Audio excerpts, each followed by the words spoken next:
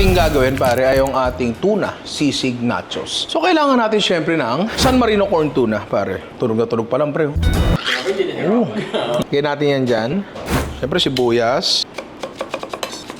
Sili verde. Lagyan natin dyan. Liver spread. Okay, pwede rin kayo magdurog ng atay. Kalamansi, prepigay natin. Liquid seasoning, pare. Paminta. Medyo marami. Tapos lagyan na natin ang ating San Marino corn tuna. Crispy garlic, pare. Mabilis ang salsa. Meron tayo sibuyas dito. Kamatis. Spring onions, pare. Kalamansi. Tingnan mo. Huwag yung tipirin. Salsa. Lagyan natin dyan. Keso. Ayan. At eto na, pare, ang ating San Marino corn tuna sisig nachos. The perfect bite, pare. Nakadikit sa lasa, sa amoy, sa experience. Lasap na lasap yung tuna, sarap. Tagumpay, ba?